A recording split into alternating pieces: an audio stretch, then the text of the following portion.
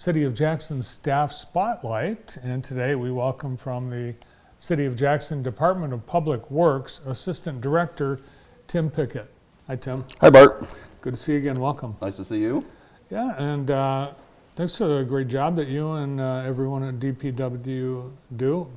So Thank much you. of what you do is like when you're doing a great job, you don't even think about it. Yes, yeah, when we hear from the public, it's usually because we're not doing a very good job, so yes, thank you. How long have you been with the city? This stint, probably around, I think, 12 or 13 years. I came over, after high school, I became a temporary at the Parks Department, temporary at Forestry, temporary at Water Treatment, and then I left for a while and came back, and it's about 12 or 13 years now. Yeah, so you've been around City Hall. Been around City Hall, around the city. Well, I think it speaks for the opportunity that the city offers a family, because your dad worked for the city. Yeah, he was an inspector for 28 years. Wow, 28. Yeah. And I think you spent some time as an inspector too. Yep, that's when I originally was hired in. I was a rental inspector, I guess a non-owner occupied inspector, they call it now. And then I became a building inspector and a housing rehab coordinator. And then in 2019, I moved over to DPW. Yeah, great timing, because you've got a brand new facility that I think at about the time you That went over was the time. And actually I helped, it was, I think the reason that they brought me over there is because I was a building inspector, we were building the new building, and it was just a perfect fit. Yeah, it really is. It's beautiful, and you're able to have all of your equipment, all your services under one roof. Right. We took a tour of it, and I think if you look at our website, we've got a tour, video tour you can check out. But right now with fall, have you noticed the leaves? They're starting to fall. Yeah. We were worried a couple weeks ago. I know, it was late. Mm-hmm. So what does the city do about the leaves?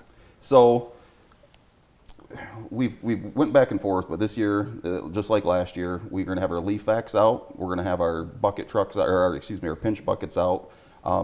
So we start off in Zone 1 and Zone 6. Actually, next Monday is when we start.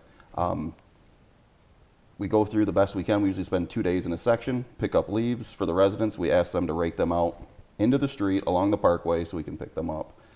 In years past, we've done a few different things, but you've tried everything. We've tried everything, and we're still going to hit bumps in the road, but we try our best.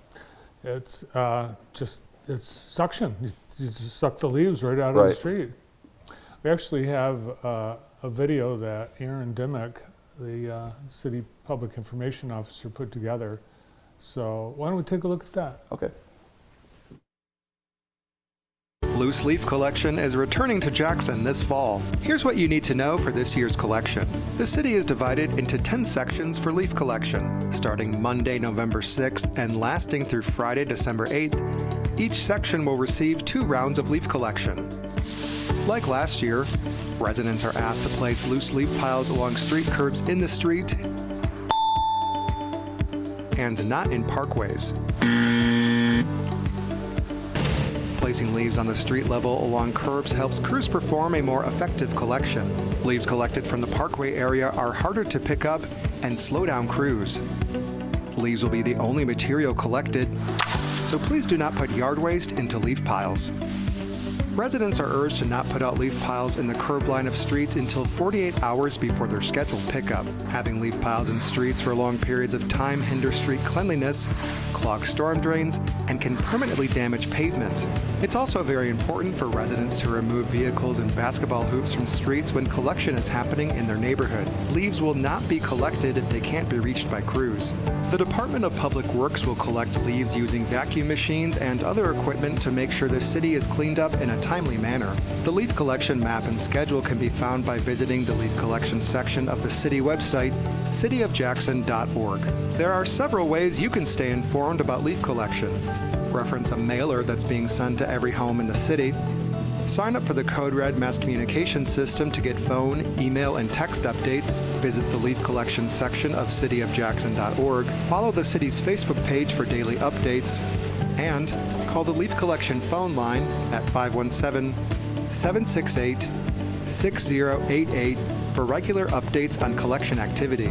If you have any questions about leaf collection, call the DPW at 517-788-4170. Please be aware that collection dates could be delayed due to weather or equipment challenges. Thank you. We appreciate your assistance in helping clean up Jackson's neighborhoods.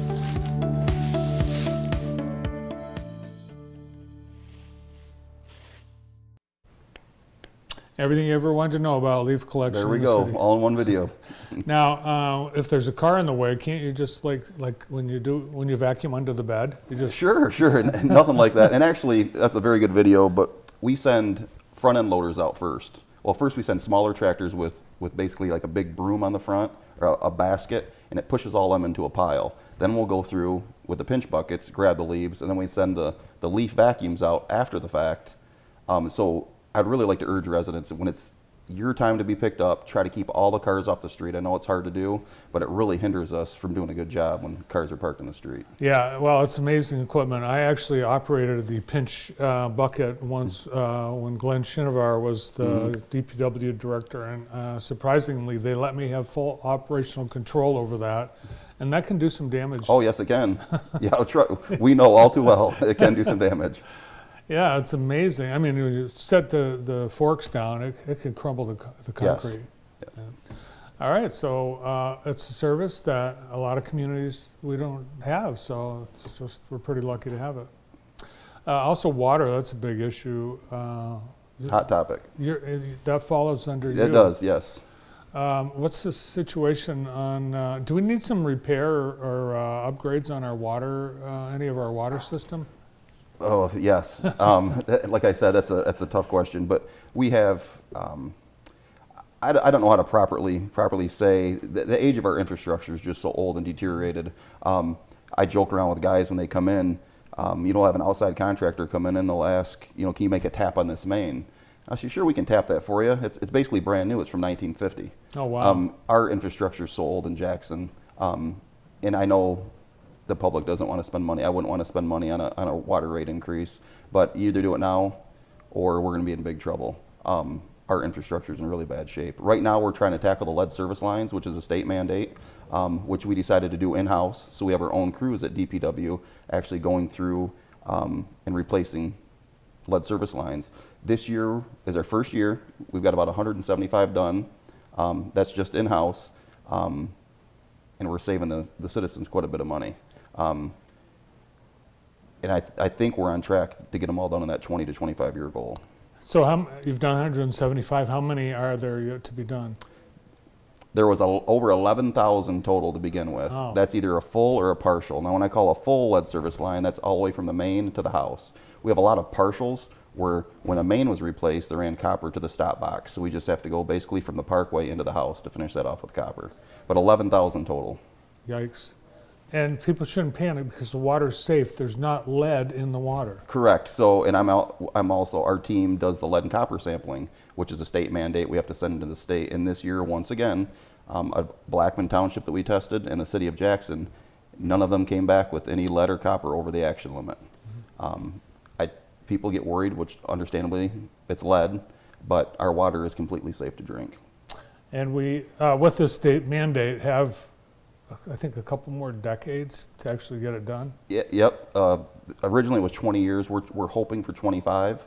The state really hasn't told us yes or no yet. No. They should give us the money. Well, that's the good thing. We are, and that's what I want the public to realize. We're applying, our team is applying for every grant known to man. Right now we're working with some ARPA funds over in the northeast part of town. Next we're moving to the southwest with BIL funds or bipartisan infrastructure legislation. We got a large chunk of money to do that. So there are grants, they're becoming more available, and we're applying for every single one that comes out. I remember when they did the work on Michigan Avenue replacing the water lines, there were some that were made out of wood. Yes. We have actually in our office over at DPW, we have a couple round wooden water mains and square wooden water mains. We believe there's none in use anymore, but up until I'd say 15 years ago, there probably was. Maybe even sooner, earlier than that. Wow. What about the water plants? The water plant, wastewater plant, they're both the same. They need upgrades. We have a couple big projects going on at both right now. The water plant is always, and it was built in 1975, so it's one of our newer plants, but really we haven't dumped a dime into it in all those years. So now we're starting to see that, and we have a lot of projects coming up. And right now it's basically pick your poison. What do we want to do to get us through? Basically Band-Aid it and not break the bank.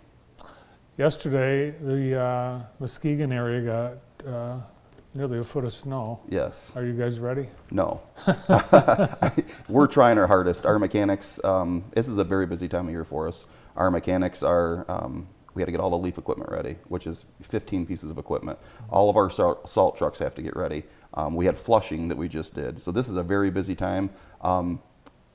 We'll be ready when the snow flies. I'm glad it didn't hit us last night like it did. We do have 3 new salt trucks we're waiting to come in because of our fleet's so old. I don't think they're going to be in by the time the snow flies, but we kept our old ones and we'll put them to work.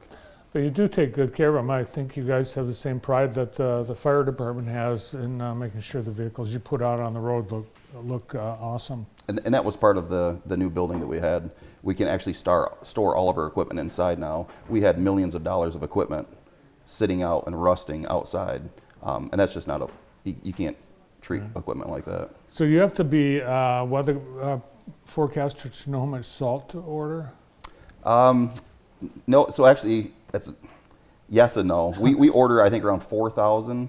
I'm not even going to tell you because I'd be way off. Another gentleman orders that, but we order the same amount every year. Okay. And we're in a consortium with the county, so we put a big order in. We take salt, they take salt, and it usually works out for us. All right, well, let's hope you have some left over. Yes, I hope so too, a warm winter.